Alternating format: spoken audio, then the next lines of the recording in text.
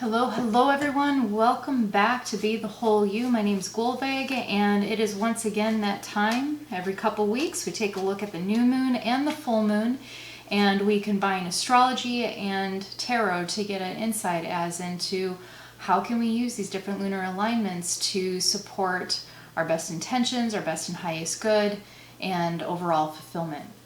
So this new moon is in Libra, and not surprisingly with Libra, it is all about relationships. It's both the sun and the moon are together, which is what happens in the new moon at 2 degrees at new moon in Libra. We also have Mercury in retrograde still in Virgo, and we just had the autumn equinox on the 22nd.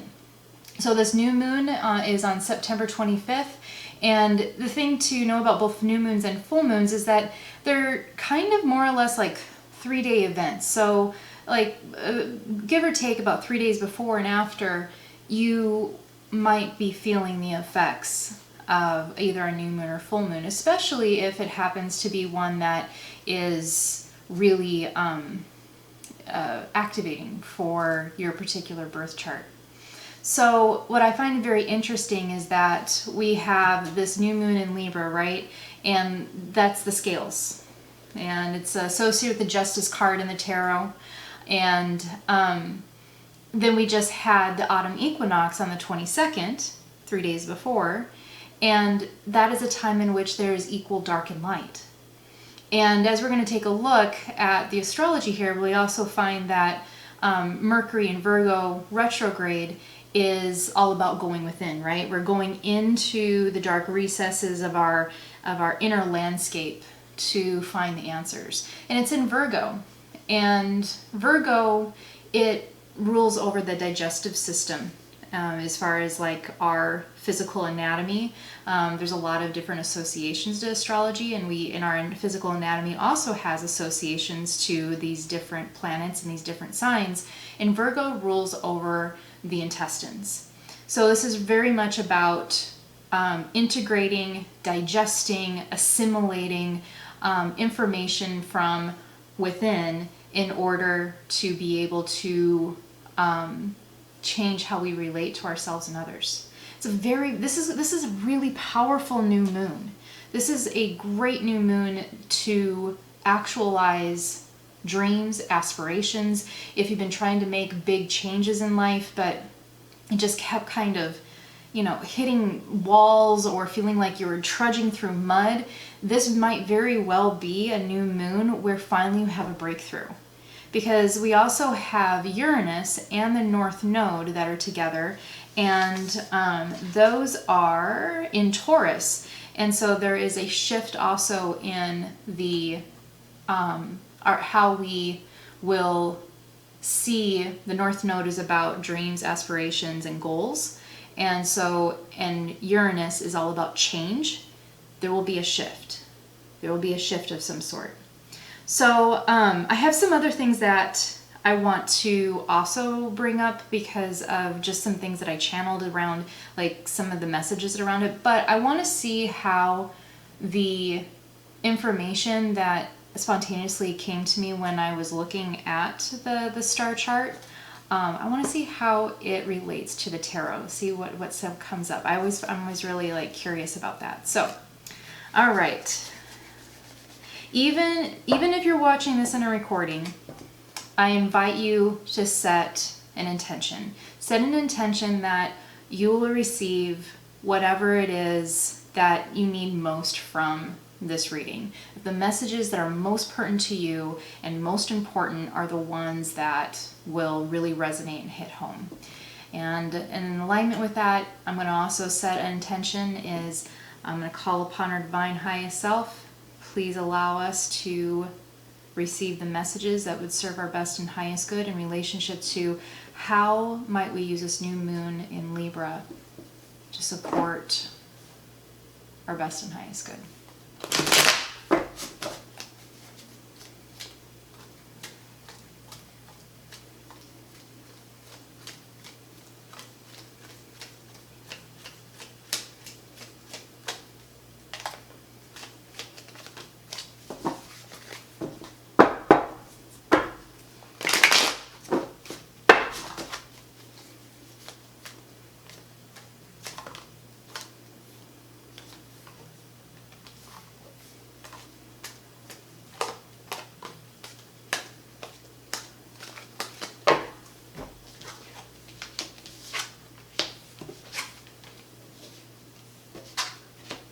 Okay, so I always pay attention also to like any kind of feelings or spontaneous thoughts that come to my mind as I'm shuffling. I feel like that's like another layer of how intuition comes.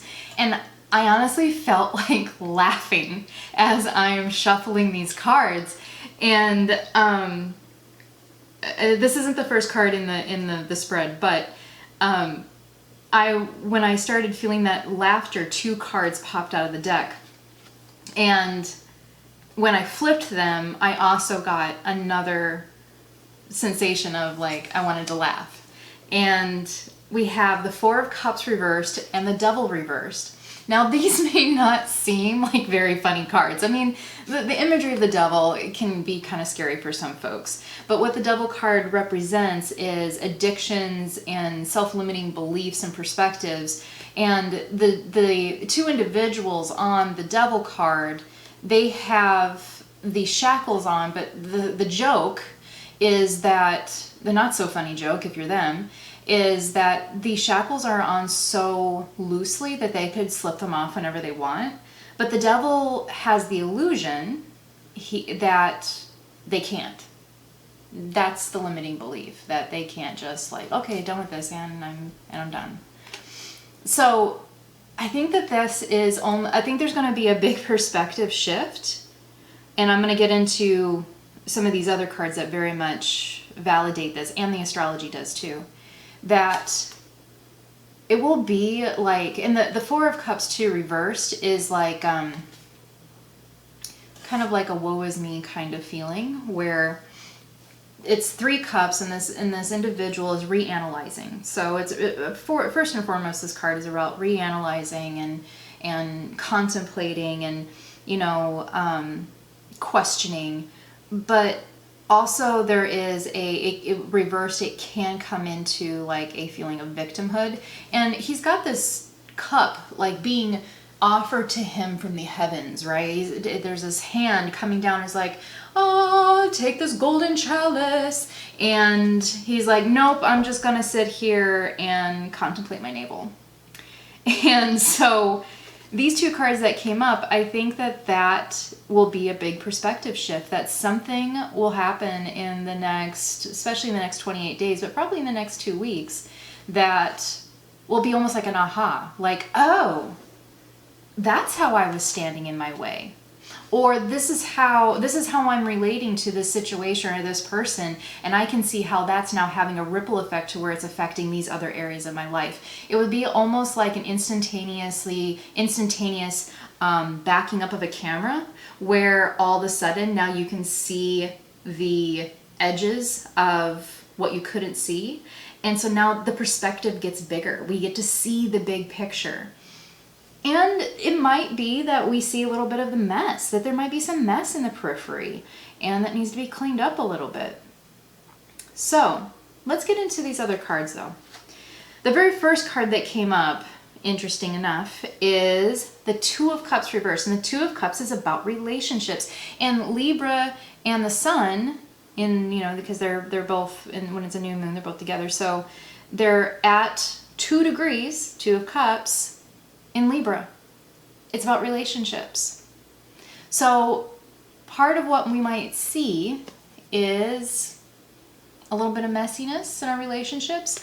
We might see clearly the nature of the messiness. Not just be aware of some dysfunction of like, but be able to see the big picture and say like, oh, I understand now what subconscious shadows might be causing these toxic patterns, or I can see how this childhood experience that I had that wasn't very helpful is now having a ripple effect to where it's now affecting my job. Or I see now how it's like we're not getting caught in the minutia anymore. We are backing up and being like, and seeing the bird's eye view.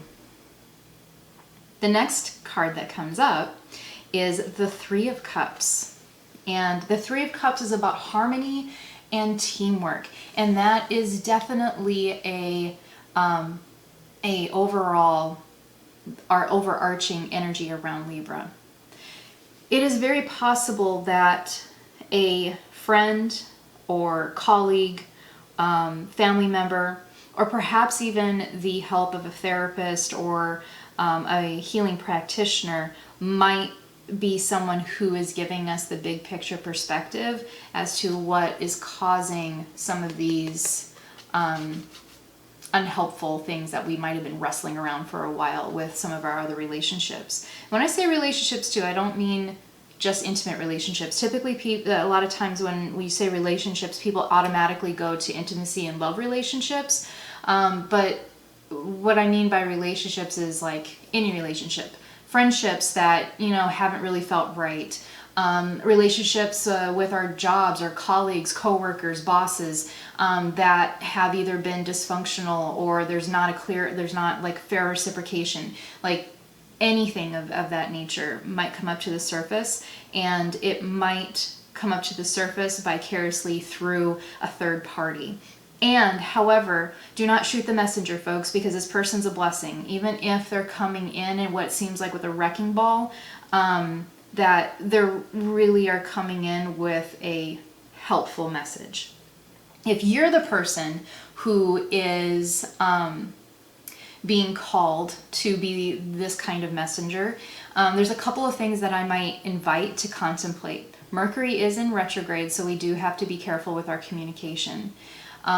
Not using you statements or statements that have the word should in them. If I could take the word should out of the English language, I would, because it's not polite to shit on ourselves or anyone else, because shoulding is like it sounds like. It's very judgmental, and it's basically like a verbal pointing your finger. So you statements can feel accusational. And maybe instead of making statements, sometimes we get further with asking very intelligent questions. So, you know, how do you feel when such and such happens? Or is this working for you? You know, that type of thing. Because at the end of the day, a person always already knows what's best for them, even if they're disconnected from that truth. And everybody's in a system is innately intelligent. Everybody's incredibly intuitive, even if they don't know it. So if you are being inspired to be the messenger, a spoonful of sugar helps the medicine go down, which I am a Libra. My sun is in Libra. That is such a Libra thing to say. We're known for our diplomacy and being diplomatic. So take that as you will.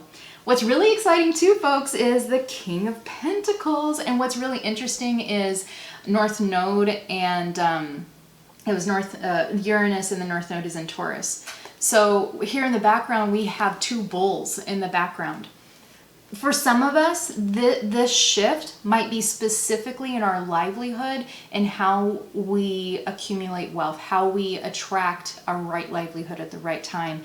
And so there is definitely an opportunity to do some reevaluation on how to balance that out if there has been some imbalance. So either by, you know, is there a side gig that you've been contemplating, or have you been thinking about changing careers or going back to school or starting a business? Like all of those type of things would be really good. This would be a really good time to strategize, analyze, and research.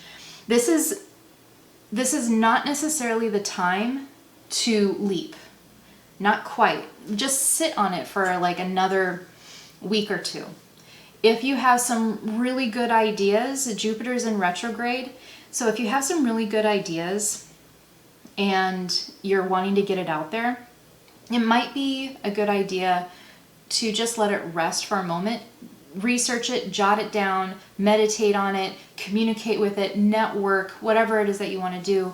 But the actual launch might be a better idea to wait until Mercury comes out of retrograde before you make big decisions, if you can wait. If the opportunity arises and it's either now or never, then use your intuition. All right, the last card, and the next two cards are the ones that we already talked about, the Devil reversed and the Four of Cups reversed. And then after that, the resolution card is the Ace of Swords, folks. This is like the summary card here. And the Ace of Swords is about success, Holla! Yes! Yes, please. More of this, please. Yes. I know that a lot of folks, especially early on in this year, and the astrology up until very recently was a little rough. And I think all of us could use a little healthy dose of some grace, some ease, even if it's not easy, but like some relaxing into it, and some clarity. The Ace of Swords is about mental clarity. It's about cutting through the BS and getting to the point. And that's definitely like a Mercury in retrograde Virgo thing, is like, it's almost like a internal scalpel where it like gets right into exactly what it is that is needed to shift, and it's just pinpoints it. It's a laser focus. There's no ifs, ands, or buts. So something that was kind of interesting here, and I think that this relates to the Four of Cups thing, was I was going to say that I wanted to say some things that just kind of automatically came to me when I was looking at the star chart. Was Libra is also known because she's associated with Venus, and so she's very much known for the beauty. So a lot of Libras have a love for art or fashion, even cosmology, physical health. Like, so the beauty is definitely a factor. Usually that there is a real appreciation for nature and really all things beautiful. And what's really interesting is something when I was taking a look at this, and I was taking a look at, Venus is also in Virgo, and Virgo is about physical health, but it's more about strategy, analyzing, assimilation, whereas Venus is more, it is the sign of femininity. It's more about artistry. So I was thinking about that, and also like with Mercury is like, what about appearance as a communication? So a lot of times when we think of appearance, we think of like, it being like a kind of a shallow thing, and then if you care about what you look like, it's somehow seen as being less authentic, and so on and so forth. But the Libra energy looks at our appearance as a type of communication. And I know from personal experience that even though oftentimes the inward will affect the outward, so if we are in a state of depression or anxiety, if we hold that long enough, it will affect the physical appearance. It will affect our physical health. It will show up in some sort of visible manner in some sort of way. But the opposite can be true too. The outside can affect the inside. And this is actually one of the reasons why in sacred ceremony and in a lot of mystical practices that there were specific outfits that you use in order to do the ritual or the ceremony. And it was because putting on this garb instantly puts the mind and lets the subconscious know, okay, now this time is sacred. So I started thinking that this is something that just kind of came through, was like, it's not a fake it till you make it. It's about allowing the outside to affect the in. So if we've had a hard time pushing through different obstacles, or the energy has felt mucky in our life for a while and things have been feeling hard, then surrounding ourselves or adorning ourselves in a particular way could be a sacred act that allows us to embody the very change that we're wanting to elicit. It's not about being inauthentic. It's about putting on, adorning ourselves, embodying the energy that we want to see, that we want to physically see in our life. So for example, if, there's this saying, power suit. Like, I know that there's like a 1980s or 90s kind of term, but like if you wanted to feel powerful, you got yourself a power suit. You could have, if you're wanting to feel confident, if you're wanting to feel more powerful, what could you wear that would allow you to feel more powerful? Is that like a pair of army boots for you, or is it a pair of stilettos? Like, what would make you feel more confident, more powerful? If you're wanting to tap into more goddessy feminine energy, like would gold earrings, would that be something that might help you embody that more. You know, like putting on some eyeliner for, you know, and being like, oh yeah, I'm all about Isis right now. Bring it. It is a way to channel energy. May not seem like the more, I think sometimes it's something that can be written off as being shallow, but it's not. Like it is magic. Yeah, that was basically one of the things that came to my mind, was allowing the outside to also affect our internal landscape and our subconscious, versus always thinking that change has to come from the inside out. Yeah, so that's what I got for the new moon in Libra, folks. Thank you so much for joining me here today. And I hope that you bask in all of the beauty and all of the glory of this new moon. It's a powerful one to elicit change and shift that perhaps you've been waiting for a really long time. Many blessings to all of you, and I'll see you back here in a couple weeks. Bye.